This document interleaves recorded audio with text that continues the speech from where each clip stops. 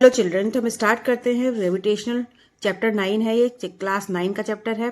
तो देखिए, हमने पढ़ा था यूनिवर्सल लॉ ऑफ ग्रेविटेशन। उसमें हमने क्या पढ़ा था कि कोई भी दो ऑब्जेक्ट्स आपस में हमेशा एक फोर्स अप्लाई होता है इनके ऊपर, और ये जो फोर्स होता है वो होता है हमारा ग्रेविटेशनल फोर्स। दैट मीन्स कि हर ऑब्जेक्ट एक दूसरे पर एक फोर्स अप्लाई करते हैं। ठीक है, अब देखिए यहाँ पर आती है फ्री फॉल की बात। तो जो हम किसी भी ऑब्जेक्ट को ऊपर से नीचे फ्रीली गिराते हैं, तो अभी क्या है, अभी अगर हम किसी भी ऑब्जेक्ट को गिराते हैं तो उस पॉइंट पर उसका जो वेलोसिटी है वो जीरो होगी। लेकिन जब हम उसको गिरा देते हैं तो उसकी वेलोसिटी जरूर चेंज होती रहती है, हर पॉइंट पर चेंज होती है। जब वेलोसिटी चेंज होती है दैट मीन्स में उसे एक्सेलरेट आ जाता है, एक्सेलरेशन चेंज होता है उसका। ठीक है, उसका एक्सेलरेशन चेंज होता है।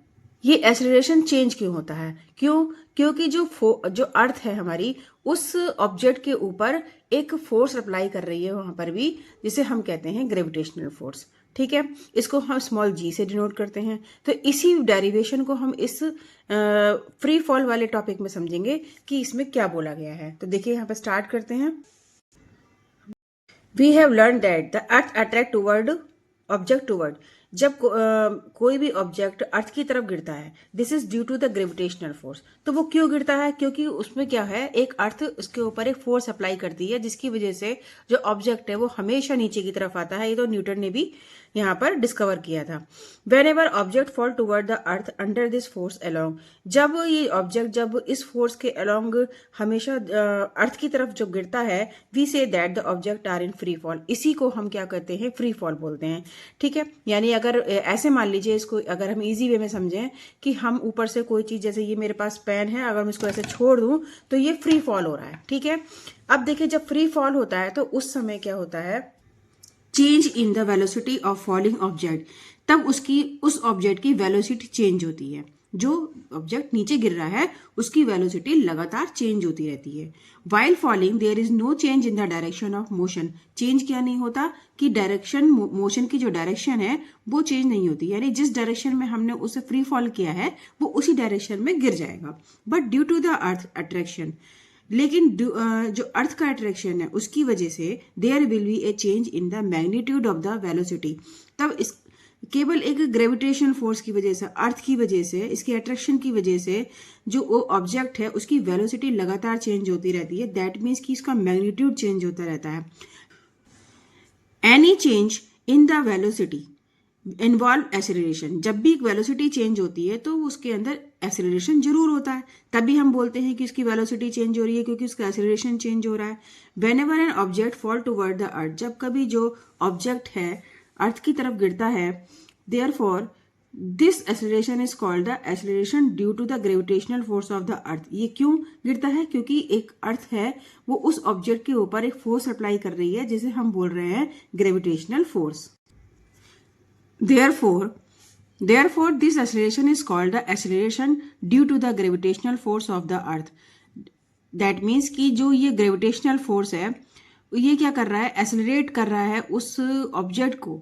किसकी? ये इस ग्रेविटेशन फोर्स हम इसे क्यों बोलेंगे? क्योंकि उस ऑब्जेक्ट में एक्सेलरेशन हो रहा है। दैट मीन्स कि उसकी वेलोसिटी हर पॉइंट पर चेंज हो रही है। वो क्यों हो रही है? क्योंकि अर्थ उसके ऊपर एक फोर्स अप्लाई कर रही है, जिसको हम बोल रहे हैं ग्रेविटेशनल फोर्स।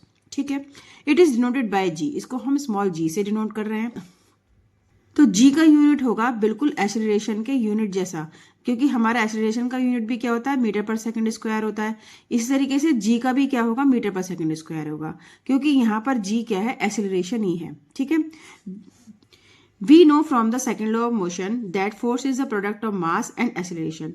तो हमें पता है कि जो न्यूटन का सेकंड लॉ है वो क्या कहता है कि मास और एक्सेलरेशन का प्रोडक्ट ये क्या होता है, हमारे फोर्स के इक्वल होता है। ठीक है, let the mass of the stone is activity 9.2 m।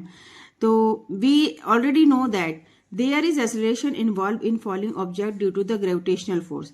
तो देखिए, हमें सबको पता है कि अब हमें पता ये चल गया है कि जो भी ऑब्जेक्ट ऊपर से नीचे फ्रीली गिराया जा रहा है तो उसके अंदर एक एक्सेलरेशन आ रहा है, वेलोसिटी चेंज हो रही है, इसीलिए एक्सेलरेशन आ रहा है। वो एक्सेलरेशन किसकी वजह से आ रहा है? जो अर्थ उसके ऊपर एक फोर्स अप्लाई कर रही है, जिसको हम ग्रेविटेशनल फोर्स बोल रहे हैं, इसको हम डिनोट करते हैं स्मॉल जी से। ठीक है, therefore the magnitude of the gravitational force F will be equal to the product of mass and acceleration due to the gravitational force. ये ऊपर हम पढ़ चुके हैं, तो हम इसको कैसे लिखेंगे, ये हम लिखेंगे ऐसे, एफ की वैल्यू हो गई हमारी एम इंटू जी। ये क्या है, न्यूटन का सेकंड लॉ है, ठीक है। अब नीचे एक इक्वेशन दी गई है, इसमें इसको इक्वल करा है G M into M upon D square. ये क्यों करा है, देखिए हमने जब हमने यूनिवर्सल लॉ ऑफ ग्रेविटेशन पढ़ा था तो हमने उसमें समझा था कि कोई भी दो ऑब्जेक्ट आपस में क्या होते हैं, एक अट्रैक्शन पैदा करते हैं, जिसे हम ग्रेविटेशनल फोर्स बोलते हैं अर्थ के ऊपर। तो वो भी क्या कर रहे हैं, एक ग्रेविटेशनल फोर्स अप्लाई हो रहा है, जिसकी वजह से क्या है, दोनों उस अर्थ के ऊपर हैं। तो हमने वहां पे एक फॉर्मूला पढ़ा था, F equal to G M into M upon R square. R क्या था, हमारा दोनों जो ऑब्जेक्ट थे उसमें दोनों के डिस्टेंस, दोनों के सेंटर से डिस्टेंस ले रहे थे हम लोग, ठीक है, डी। तो अब हम न्यूटन का जो सेकंड लॉ है जिसमें कि m इंटू जी बोला है, जिसकी वजह से किसी भी ऑब्जेक्ट को ऊपर से नीचे फ्रीली गिराया जा रहा है और उसके ऊपर भी ग्रेविटेशनल फोर्स लग रहा है। और दूसरी तरफ जो ऑब्जेक्ट, कोई भी दो ऑब्जेक्ट अगर अर्थ के ऊपर रखे हुए हैं, उन दो ऑब्जेक्ट के बीच में भी ग्रेविटेशनल फोर्स लग रहा है, तो वो दोनों क्या हो गए, इक्वल हो गए। यानी जो फ्रीली गिर रहा है वो भी और जो अर्थ के ऊपर रखे हुए हैं वो भी, दोनों ही क्या होगा, इक्वल हो गए। इन दोनों को इसलिए हमने इक्वल रख दिया कि M G is equal to G M into M upon D square, ठीक है। अब यहाँ पर देखिए ये m और ये वाला m दोनों एक दूसरे से कैंसिल आउट हो जाएंगे। जब ये कैंसिल आउट हो जाएंगे तो हमारा क्या रिमेनिंग होगा, g equal to G M upon D square. अब ये d क्या है, d है हमारे दोनों ऑब्जेक्ट का सेंटर से डिस्टेंस। तो आप यहाँ देख रहे हो कि यहाँ पे m क्या है, स्मॉल जो m है वो कैंसिल आउट हो गया। जब वो कैंसिल आउट हो गया दैट मीन इसका मतलब क्या हुआ कि कोई भी ऑब्जेक्ट के मास पर ग्रेविटेशनल फोर्स डिपेंड नहीं करता, ठीक है। इसीलिए यहां से दोनों के मास कैंसिल आउट हो गए। अब आप देखिए आगे, the earth is not a perfect sphere. Earth क्या है, एक परफेक्ट स्फीयर नहीं है ना। वो क्या है, किस तरीके से है, चपटी है। As the radius of the earth increase from the pole, क्योंकि देखिए आपके पास हमारी जो अर्थ है कुछ कुछ इस शेप में है, टोटली स्फीयर शेप नहीं है। तो यहाँ पर ये पोल होता है, ये इसका इक्वेटर होता है अर्थ का। तो पोल पर आप देख रहे हो कि इसका रेडियस कम लग रहा है इक्वेटर से, ये इक्वेटर है, इक्वेटर पर रेडियस ज्यादा है और पोल पर रेडियस कम है। तो आपने पढ़ा था कि जितना भी डिस्टेंस कम होगा, जितना डिस्टेंस दोनों ऑब्जेक्ट के बीच में कम होगा, उतना ही ज्यादा ग्रेविटेशनल फोर्स लगेगा।